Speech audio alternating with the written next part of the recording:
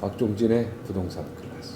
클래스. 네, 구독자 좀 눌러주시기 바랍니다. 구독과 좋아요. 네, 굉장히 좋은 내용으로 저희가 여러분을 찾아뵙고 있습니다. 네. 오늘 주제는 무엇이죠? 네, 오늘 주제는요. 84 부동산 대책 가운데서 공공 재건축 용적률 500%. 네. 이게 이제 핫 이슈기 때문에 공공 우선 재건축이 뭔지 네. 설명을 좀 듣고 얘기를 좀 나눠보도록 하겠습니다. 공공 재건축. 네. 뭔가 이제 국가가 주도해서 하는 것 같다는 느낌이 드는데 그러니까 공공이니까. 가장 이제 큰 이슈는 50층 재건축. 예, 이 50층 지금 해운대는 많은데 50층이 서울에는 별로 없죠. 별로 그렇죠. 없죠. 네, 서울에는 롯데 잠실. 예. 그거는 사실 한계.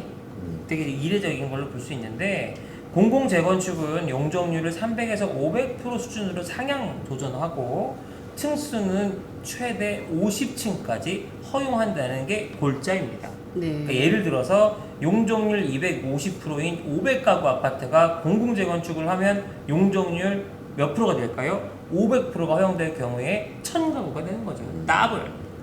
그래서 이때 불어난 500가구 중 절반은 일반에, 나머지 250가구는 공공임대와 공공분양 물량으로 하겠다라고 이제 결국은 이 기부채를 받겠다 이 말이에요. 근데 이제 이걸 하니까 사실은 사람들이 시장에서는 어떤 말? 많죠. 시장에서는 별로 안 좋아하죠. 그렇죠. 건설에서는 어떤? 사실상 불가능하다 이 말이에요. 이게 결론적으로 왜 불가능해요? 아니 하프를 또 하프 중에 아까 공공 임대가 또 들어가야 되잖아요. 그러니까 시프트 떠오르시죠. 시프트 모르세요? 여기 셔프트? 시프트 여기 시프트 아니에요? 시프트라고 전세 외에 전환. 장기에 살 수 있는 그 주택을 하면 용적률을 상향해준다.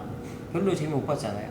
그러니까 기본적으로 이게 이제 50층짜리 지을 수 있다 해서 오 이러고 봤더니 가져가는 게 많은 거죠. 기부채나 편취되는 것도 많고 이 주민들이 별로 안 좋아하죠. 어때요? 그럼 무주택자들은 어떻게 좀 주택을 아니, 좀- 지어놓으면 나 같으면 좋겠죠. 공공 임대 들어가는 거 괜찮을 것 같은데. 아니 지어놓은 거에 들어가는 건 좋은데 막상 이런 거예요. 아파트라고 하는 게 땅을 다 이렇게 호수별로 나눠갖고 있잖아요. 용적률 높여줄 테니까 네 땅 좀 줘. 이거예요. 핵심은 개념이. 내가 지금 대신 여기에 허가해 줄게. 예를 들어서 지금 내가 여기 지분이 뭐 예를 들어서 뭐 100세대라고 치면 100분의 1을 갖고 있는데 이거 200개로 해줄 테니까 200에 그러면 내가 이렇게 200개로 용적률이 상향되면 내 지분이 1에서 2가 돼야 되잖아요. 아니고 너 그냥 1만 갖고 있고 나머지 1 중에 한 절반 정도 내가 가져갈게 나라에서 이렇게 생각을 너희는 하니까 그 건설 건축비만 가져가. 얘네 같은 경우는 이제 쉽게 얘기해서 이거에 대해서 찬성하는 사람도 있을 수 있겠지만 한편으로는 이 아까 말씀드린 정부 주도가 아닌 조합원 주도로 하고 싶은데 재건축을 이렇게 되면 꼼짝없이 LH나 SH가 참여해야 되는 상황에서 일을 하니까 정부 주도의 재건축이 된다고 생각을 하면 이게 시장에서 경쟁력을 얼마나 가질까 이렇게 생각하는 사람들도 있겠고 네. 부정적으로 좀 볼 수도 있겠네요. 애매해요. 그러니까 부정적이라는 것보다는 지금 이거 나오고 나서 네. 애매합니다. 그러니까 이 민간 뭐 예를 들어 정부의 입장은 LH나 SH가 들어와도 공공이 참여하더라도 민간 아파트 브랜드로 사용할 수 있다 이 말인데 여기가 실질적으로 공공 관리와 지분 참여 방식 두 가지로 할 수 있는 걸로 해가지고 이렇게 저렇게 한다 하는데 결국에는 공공이 사업에 직접적으로 참여하게 되면 모든 의사결정을 지금처럼 하려고 하지 않겠냐 이 말이에요. 그렇죠. 그러면은 조합원들 입장에서 아니 우리끼리 마음대로 할 수 있는데 굳이 why? 그냥 차라리 35층에서 홀드. 왜? 50층에서 25층 주고 25층 우리가 갖는 것보다는 차라리 35층에서 홀드하는 게 낫지 않겠냐? 이런 의견도 있는 거죠. 어렵네요. 그죠? 네. 코로나 정부라는 자체가 워낙 행정부 힘이 세고 그러니까 건설업체 중에서도 얼마든지 중소건설업체에서 뛰어드는 업체가 있을 것 같아요. 좀만 더 와닿게 말씀을 드리면 네. 아빠 할아버지가 아빠 얘기네. 할아버지가 유산을 다 줬고 아빠 50% 주고 애들 10%씩 먼저 줬단 말이에요. 근데 아빠가 아빠가 저기 20% 되는 걸로 해가지고 한번 해줄게. 그 진짜 아빠가 해주는 거야 그냥? 아니 아빠한테 목도 그중에서 반은 10% 줘야 돼. 그러면 나 혼자 차라리 10%를 하는 게 낫지 아빠랑 같이 20%를 하고 싶겠냐? 약간 요 느낌. 왜? 사사건건 얘기하지 않겠냐 아빠 의견이. 그러니까 그런 부분들 때문에 좀 부담스러운 거예요. 어차피 이득은 정해져 있는데 네. 반만 해도 나오는 이득인데 그걸 전체를 해가지고 멈춰줬어요. 기부채납은 기부채납대로 하고 멈춰줬어요 우리. 예. 네. 배터리가 네, 배터리가 없네요. 멈춰졌습니까? 사람들이 하는 얘기는 하나 또 뭐가 있냐면 이제 한 중개업소 대표가 얘기한 건데 공공 재건축에 대해서는 이 제대로 세팅이 되지 않은 정책이라는 인식이 있다. 어차피 내년 4월 서울시장 선거 결과에 따라 정책이 달라질 것이기 때문에 기대할 필요도 없다고 말하는 이런 사람도 있습니다. 그렇게 볼 수도 있겠네요, 정말. 네, 내년 진짜 4월에 내년 4월에 서울시장을 누굴 뽑느냐, 누가 뽑히느냐, 어느 정도 어우, 뽑느냐에 너무 따라서 매우 정말 중요한 기대가 돼요. 네. 내용이 되겠네요. 네네네. 네. 네, 계속. 네. 그러니까 여러 결론적으로 가지로 문제가 지금 많네요. 어떤 패턴의 반복이냐면 해줄게 그게 되겠어? 해줄게 별론데 해줄게 다음에 보자 약간 이런 게 계속 핑퐁이에요. 그러니까 이게 실질적으로 아까 말씀하신 것처럼 서울시장이 어떤 되는 사람이 카리스마 있게 딱 이렇게 하자 해가지고 와 밀어붙이면 모를까 그때까지는 계속 설왕설래가 기대됩니다. 내년 한 4월. 네. 그러니까 이게 지켜봐야 될것 결국은 민주주의는 선거로 인해 결정되고 선거로 모든 정책들이 바뀌고 그죠? 네. 국민들은 매번 어떻게 준비해야 되는지 미래를 보고 좀 준비할 수 있어야 되는데 항상 불안정하게 되고 눈치 봐야 되고. 정치권이 움직일 때마다 바뀌니까 눈치를 잘 봐야죠. 네, 그래서 제가 볼 때는 이 모든 정치적인 이런 행태들이 앞으로 우리 일상생활에서 굉장히 큰 변화를 줄 것이다. 그리고 이제 철저하게 이제는 선거하러 나오셔야 된다. 네. 그죠? 이제 철저하게 그걸 느끼셔야 됩니다. 이 이제 공공 재건축을 그렇게 얘기를 하면서도 사실 빈집이 되게 많아요. 그러니까 수도권 밑으로 내려가면은요 아직도 빈집 때문에 어마어마합니다. 지금요 미분양 지역이 꽤 많습니다. 아니, 사람들이 몰라서 그래요. 미분양이 얼마나 많은데요. 서울의 다주택자를 규제하기보다는 지방 내려가서 살면 차라리 지원을 더 해주겠다. 이런 식으로 내보내는 게 맞지 않을까. 행정수도 이전에 얼마나 많은 사람들이 영향을 받겠냐 이 말이에요. 지금 중소도시 있죠 지방 네. 미분양량 엄청 어마어마해요. 많아요 지금. 난 너무너무 일자리 없다 그러죠. 안산, 시화 이런 쪽은요 일할 한국 사람이 사람 좀 없어요. 구하려고 내 친구들 공장장 하는데 사람이 없어요. 진짜 사람이 없어요. 건설 현장에는 한국 사람이 없어요. 네. 네. 이게 전부 다 중국인들이 자기가 그 팀장하고 막 네. 이래요. 이게 지금 농담이 아니에요. 지금 청년 수당 50만 원 줄 때가 아니라니까 이게. 저는 청년들이 사실은- 나가서 일을 해야 될 거 아니야. 뭐든지 그죠? 네. 우리는 진짜 뭐 다 해봤거든요. 우리. 네. 아니 공사판에서 다 아르바이트도 한번 다 했어요. 우리 아들도 군대 가기 전에 공사판 했어요. 네, 근데 요즘 해야 돼요, 해야 돼요. 너무 경시하고 안 하니까. 아니 아니, 뭐. 이게 왜 이러는지 모르겠어요. 일자리 정말 많아요.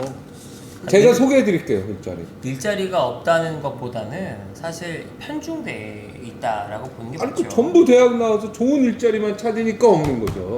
그러니까 실질적으로 뭐든지 하려고 그러면 너무 많아요, 너무 많아. 집도 똑같은 것 같아요. 네. 결국에는 궁극적으로 다 사람들이 이제 강남에 살고 싶어하니까, 서울에서 살고 싶어하니까. 네. 그러니까 그 가격이 비싸고 또 대신 지방은 너무나 지금 빈집이 많고. 실제로 여기 강남 사는 사람 없잖아요. 여기도 강남 변두리지 뭐. 강남이라고 그럼요. 얘기하긴 그렇고. 아버지는 그런 저도 사람들이 강남 안 아니에요. 살고. 네. 예.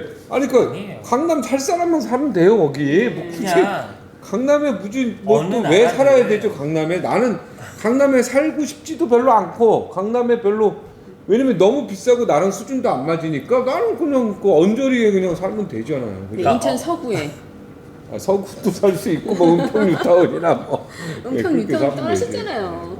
되지. 그렇죠. 어느 나라든 서구 얼마나 좋은지 그러니까 알아요? 부촌이 거의 있으니까. 병서동 이런 데는요. 네네. 와 거기 막 전망이 너무 좋아요 병서동. 근데 이제 이렇게 쓰레기 매립장 때문에 이제 조금 또 그런 건데. 네. 네. 예. 그러니까 결론적으로 아까 말씀드린 것처럼 부촌은 어느 나라에 있기 마련이고 사람들의 실거주 기준으로 보면 모든 국민이 부촌에 살 수는 없습니다. 그리고 지금 우리나라의 특성상 전체 우리나라 이렇게 딱 이렇게 놓고 봤을 때 수도권의 80% 이상, 85% 이상이 과밀돼 있어요. 사실 이게 예를 들어서 전반적으로 여러 지역으로 흩어지게 되면 서울도 1가구 1주택 생각하는 그런 게 어렵지 않을 것 같은데 지금은 다 그냥 서울 위주로만 몰려 있어요.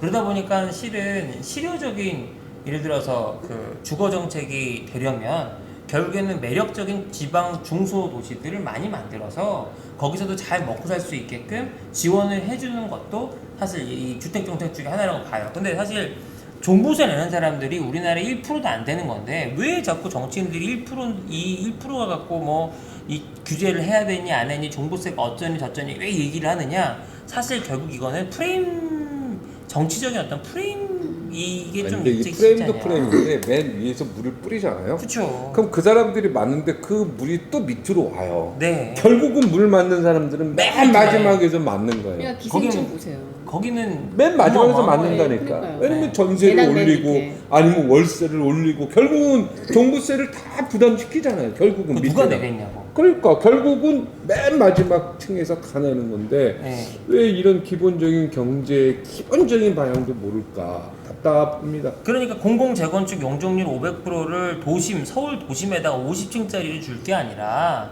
지방 중소도시나 수도권 근교에 예를 들면 자기 돈 1,000만 원이면 나라에서 2억 9천만 원 2%를 줄 테니까 집 좀 사서 나가라.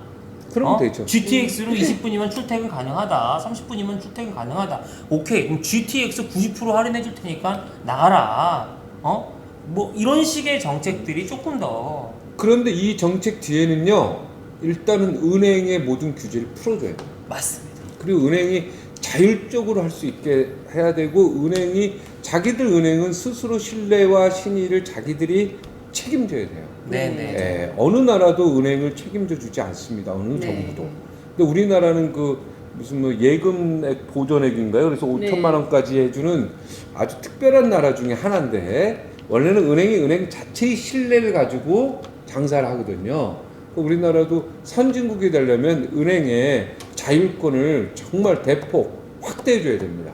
그래야지 은행이 어차피 자기들이 돈 뗄 거 담보 다 잡고 돈 빌려주는 거 아니에요. 은행이 손해 봅니까? 당연하죠. 절대 손해 안 보거든요. 네. 은행이 담보를 충분히 잡고서 돈을 최대한 빌려줄 수 있도록 허용해줘야 돼요. 그죠? 그러니까 그래야지 경제가 돕니다. 이게 지금 피가 꽉 막혀 있어요 지금. 그러니까 지금 사실은 강남 집값 잡겠다 한 순간부터 이제 더 올라가기 시작했잖아요. 그 이유인즉슨 관심을 조금 더 갖게 했던 부분도 분명히 있거든요. 그럼요. 네. 그러니까 지금이라도 정부에서 실질적으로 부동산 대책, 그러니까 내 집, 이 무주택자가 주택을 갖는 부분에 있어서 실거주용으로는 빈집이 많고 발전이 필요한 이 지방의 중소도시로 좀 갈 수 있도록 진흥을 하고, 서울에는 투자로 들어오든 뭘로 들어오든 글로벌 전쟁이에요. 거기에서 이 주택 정책을 논한다는 것 자체가 사실은 좀 약간의 간극이 좀 크지 않겠는가. 그러니까 결국은 아까 지난번에도 말씀하셨던 인천, 네? 인천만 하더라도 서울에 반의 반인 아파트도 많잖아요. 그렇죠. 네. 그러면 인천도 송도만 보지 말고, 그죠? 그 말씀하셨던 검단, 그죠. 네, 그쪽도 보고, 서구도 보고, 조금 내려오면 계양도 계양도 계양도 볼 수 있고, 서울하고 가까운 게 계양, 검단. 가운데로 서구. 내려오기 시작하면 결국 이제 평택, 네, 평택도 그죠? 괜찮죠. 평택. 그리고 조금 더 내려오면 이제 청주, 뭐 그런 충청도 위주의 그 세종까지 안 가도 살릴 수 있는 데들이 많이 있어요. 예산, 그 양평. 그러니까 이게 양평은 이쪽으로 가는 건데 이쪽이 아니라. 아니 이쪽도 가야 이거지. 근데 이유는 뭐냐면 아직도 거기는 평당 100만 원짜리, 200만 원짜리 땅들이 많이 있고 집을 지어 살 때, 근데 중요한 건 뭐냐면요. 대출 규제가 2, 30억짜리 살 때 대출 규제나 2, 3억짜리 산 대출 규제가 같아요. 이게 사실은 말이 안 돼. 3억 이하의 주택은 90% 이하 대출 2%대로 전원주택 살면은 세금 뭐 공제 뭐 이런 게 나와야 되지 아니, 않겠어요? 그러니까 5억 미만은 네.